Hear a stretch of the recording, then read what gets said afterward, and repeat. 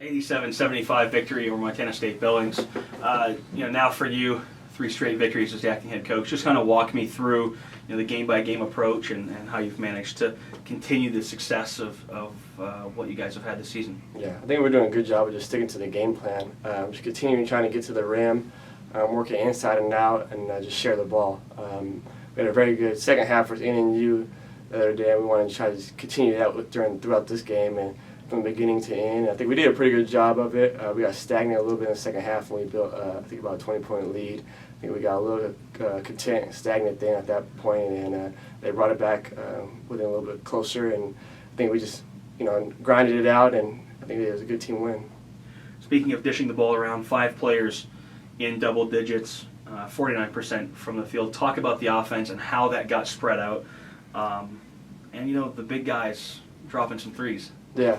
Well, they run a similar defense to NU as far as double teaming the post a lot. So our goal was to really try to spread them out, just 4 around 1. And when they do double that, guys just play off the guy who's getting doubled and just look to cut and stay spaced out to get the open shot from there.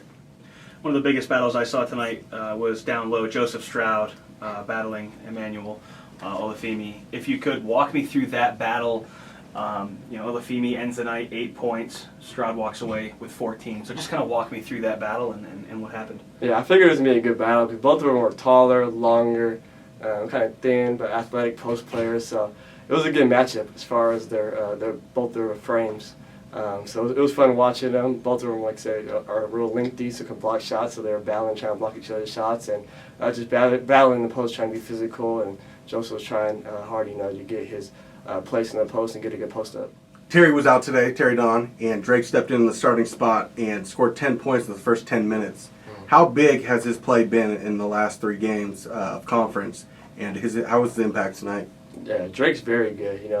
It's tough because Drake had been our backup for him, and he's been hurt with an ankle injury. So as soon as he gets healthy, Terry rolls his ankle last game. So we haven't had both those guys for a while, but Drake is a very skilled player who we know has high potential, but this year he's just kind of been hurt a little bit lately off and on. So it's just about getting him back consistently and practicing games. And like I said, with the stuff he's been doing the last few games, we know he has it in him. It's just about, like I said, being healthy and being out there on the floor. Coach, you held their top scorer to 17 points. The next score had 13, but it took both of them, Mark Matthews shooting 5 for 13 and then Beverly shooting 5 for 15. What were you guys doing against them specifically to limit their shots? We just wanted to make sure we trailed them. They do a good job of coming off screens and knocking down shots. Both those guys are very good shooters, so to make sure we didn't help off them a bunch and stay on their hip and not give them open looks. We just had to communicate and make sure we knew where they were at all times. Beverly, who's a freshman, is playing very well for them, and Mark Matthews has been there for a while, and he's been a very good player for them as well for years. And then just overall holding their team to under 40% shooting on the night. What were you guys doing defensively as a team?